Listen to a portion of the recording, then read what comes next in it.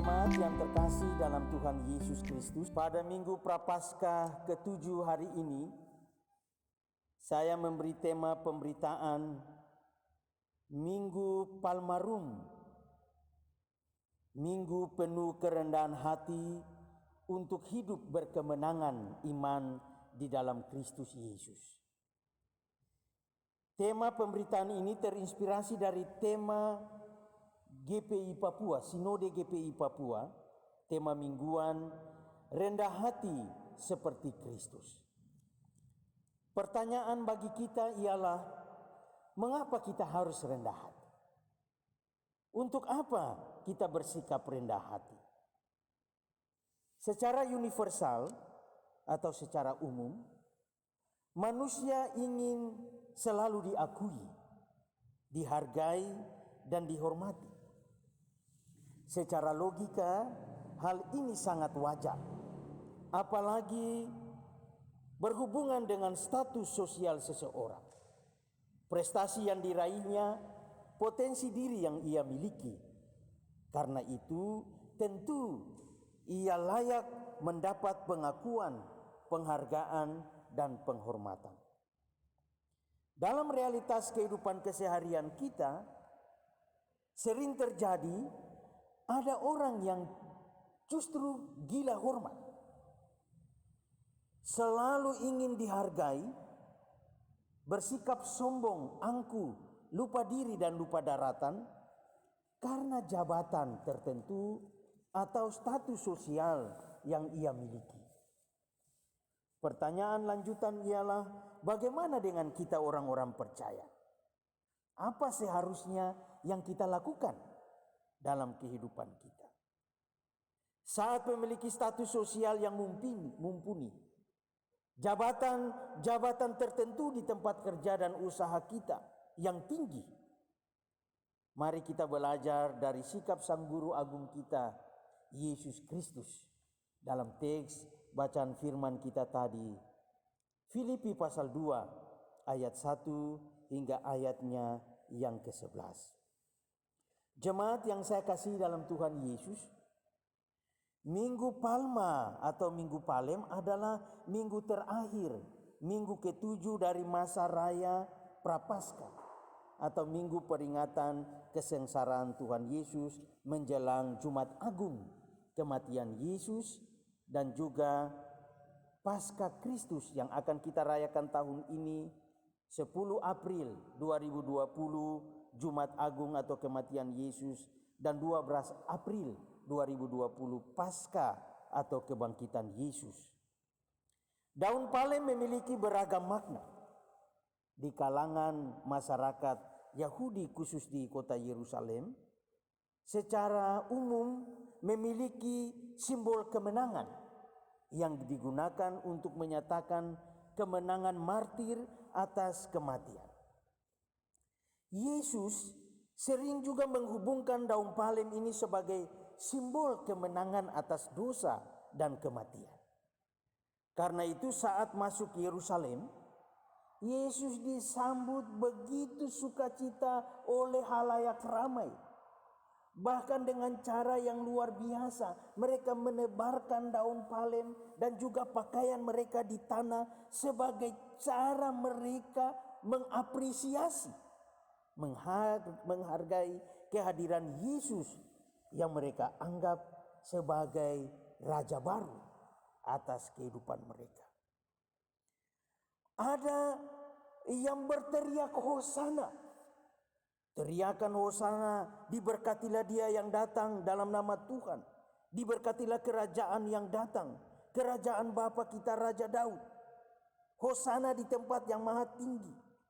Inilah cara mereka memproklamirkan atau mengumumkan eksistensi Yesus sebagai Raja baru mereka, yang mereka anggap dapat membebaskan mereka dari tirani kerajaan Romawi pada waktu itu, yang begitu memberatkan kehidupan mereka sebagai orang-orang percaya.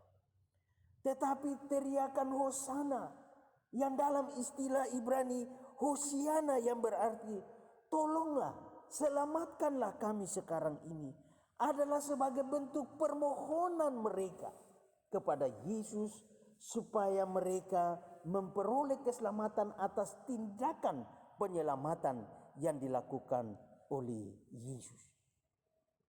Menarik bahwa dalam tulisannya kepada jemaat Tuhan di Filipi, Rasul Paulus memberi persepsi teologis tentang standar sederhana berperilaku rohani demi menjaga keseimbangan dan keutuhan hidup bersama selaku orang-orang percaya. Mengapa Paulus sangat atau merasa penting mengingatkan hal ini kepada orang-orang Kristen di kota Filipi, yaitu rendah hati seperti Yesus? Paulus tentu memiliki alasan. Pertama, secara eksternal orang-orang percaya pada waktu itu mengalami penganiayaan dari mereka yang tidak menyukai status kekristenan mereka. Yang kedua, secara internal Paulus menangkap bahwa ada perseteruan justru yang terjadi di kalangan orang-orang Kristen di kota Filipi pada waktu itu.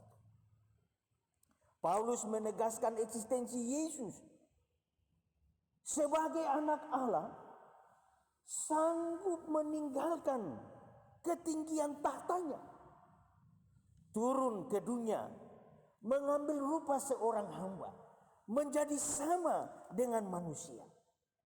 Ia rela menderita, bahkan mati di kayu salib demi menebus dosa dan kesalahan dari manusia dan dunia. Inilah manifestasi pembuktian betapa Allah begitu sangat mengasihi manusia dan dunia. Inilah rasa empati Allah mengambil bagian dalam kehidupan dunia dan manusia, merasakan apa yang dirasakan oleh dunia dan manusia, memberi jalan keluar terbaik bagi mereka yang percaya kepadanya, yaitu peluang keselamatan karena iman kepada Allah di dalam Yesus Kristus. Bagi Paulus, Yesus yang mengosongkan diri identik dengan menyangkal keilahiannya. Yesus tidak status quo, mempertahankan jati dirinya dan mengabaikan keselamatan dunia dan manusia. Yesus justru datang ke dunia, menanggalkan ketinggian tahtanya, menghadirkan transformasi spiritual. Ada nilai-nilai baru yang luar biasa, nilai baru kerohanian yang Yesus tawarkan kepada dunia dan manusia supaya bisa diselamatkan, yaitu rendah hati. Yesus juga merubah mindset, cara berpikir mereka yang status quo selama ini terhadap jabatan-jabatan duniawi, yang selalu melegalkan status dan jabatan itu dan mengabaikan orang lain. Yesus tidak melegalkan jabatan dan status keilahiannya.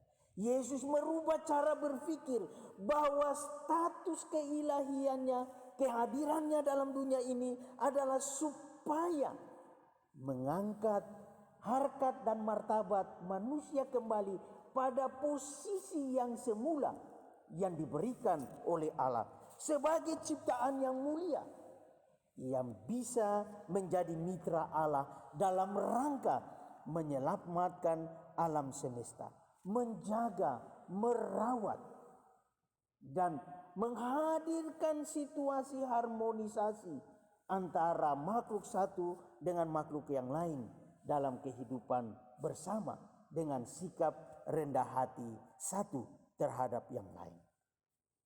Jemaat yang terkasih dalam Tuhan Yesus Kristus, di awal khotbah ini saya telah mengatakan bahwa Minggu Prapaskah ke-7 adalah Minggu Palmarum atau Minggu Palem, di mana tema rendah hati seperti Kristus yang disuarakan oleh Sinode GPI Papua menginspirasi kita. Bagaimana cara menghadapi dunia kita sekarang ini yang sangat memprihatinkan dengan situasi ancaman COVID-19 atau coronavirus yang mematikan. Pemerintah telah menyerukan social distancing atau jaga jarak di dalam relasi sosial kemasyarakatan kita. Gereja dalam hal ini GPI Papua juga dengan sungguh-sungguh mendukung apa yang menjadi seruan pemerintah tersebut. Sebagai pimpinan lembaga, Sinode GPI Papua telah menyerukan supaya warga jemaatnya mendukung sepenuhnya apa yang menjadi seruan pemerintah, antara lain menjaga jarak atau social distancing dalam relasi kemasyarakatan setiap hari kehidupan mereka. Ibadah-ibadah kita sementara bukan ditiadakan tetapi dialihkan ke rumah-rumah kita sebagai rumah-rumah doa pribadi dan keluarga kita, sebagai tempat-tempat strategis untuk menopang secara holistik, secara utuh keberadaan kita sebagai lembaga gereja yang besar, yaitu GPI Papua sebagai rumah bersama kita. Jadi tidak ada salah jika kali ini doa dan ibadah-ibadah kita terfokus pada rumah-rumah tempat kita bergumul dan menjalani kehidupan kita. Rumah-rumah tempat selama ini kita menopang gereja secara utuh. Karena itu kita tidak perlu memperdebatkan apa yang menjadi solusi yang disampaikan, kebijakan yang dilakukan oleh pimpinan gereja kita. Mari kita bersikap rendah hati, meneladani apa yang dilakukan oleh Yesus, Tuhan dan Juru Selamat kita. Rendah hati artinya patuh kepada seruan pemerintah dan pimpinan gereja kita. Rendah hati artinya dengar, dan tidak sebatas dengar, tetapi juga dengar-dengaran melakukan seruan pemerintah dan pimpinan lembaga gereja kita. Rendah hati juga artinya menunjukkan sikap loyalitas dan dedikasi kita yang sungguh-sungguh terhadap kebijakan-kebijakan pemerintah dan juga pimpinan gereja kita. Rendah hati artinya berkomitmen penuh, teguh untuk taat dan patuh melakukan apa yang terbaik demi keselamatan kita bersama. Bukan melihat kepentingan diri kita sendiri, egoisme kita sendiri, tetapi memandang juga keselamatan orang lain melalui langkah-langkah kecil yang kita lakukan demi menghadirkan dampak besar bagi keselamatan kita bersama. Inilah cara sederhana yang dapat kita maknai juga mengisi Minggu Sengsara ke-7 dalam rangka kita menyatakan sikap rendah hati untuk hidup berkemenangan di dalam Kristus, Tuhan dan Juru Selamat kita. Amin.